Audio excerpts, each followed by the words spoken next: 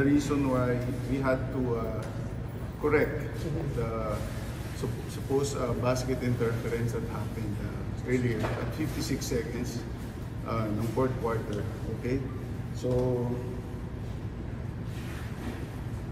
I'll read it para sigurado tayo. Interference occurs during a shot for a field goal when, then I will cite J5 under a rule book. An offensive player causes the backboard to vibrate or grasp the basket in such a way that, in the judgment of the official, the ball has been caused to enter the basket.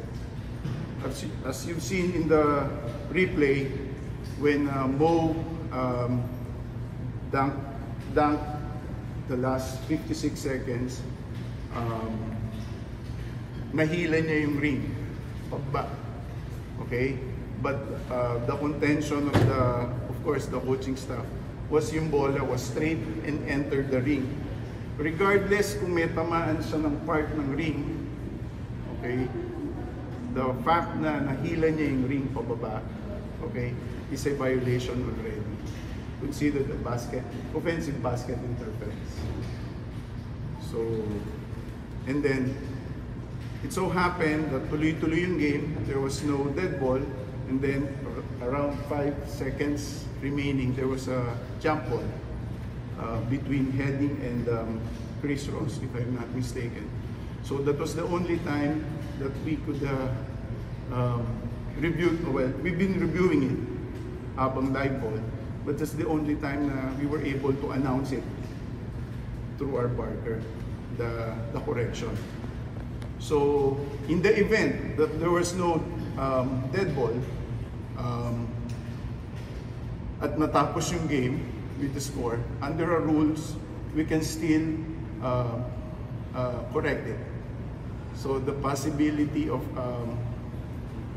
TNT winning the game at the end, minus the correction dahil because of the walang dead ball, mangyayari yun. So, bakit kami ang nag-initiate ng review?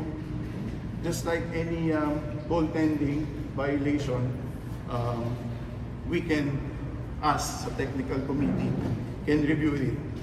Okay? Just so happened, our officials was not able to make a call. Kaya sa amin, sa technical committee yung bumagsak. Okay?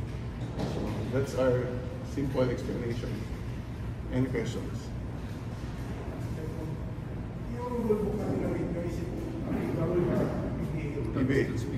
PBA. And the basket interference and the goaltending also, ina-adapt naman natin talaga sa FIBA. That's the same. There's the direct impact on the shot, that's the goaltending or basket interference.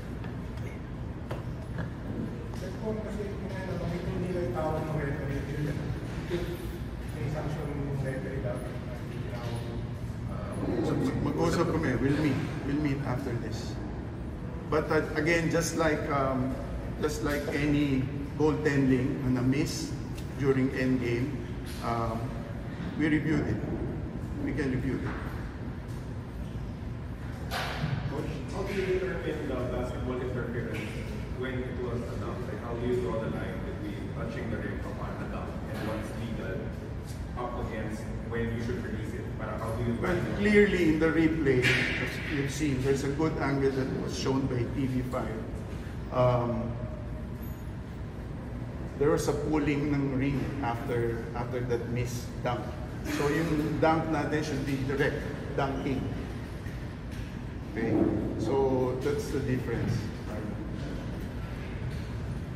So may qualification ba yung pulling ng ring kasi yung mga You can pull the ring once the ball is through the net, inside. The ball is inside and went through the net. We have a lot of games na Yes. We can give examples.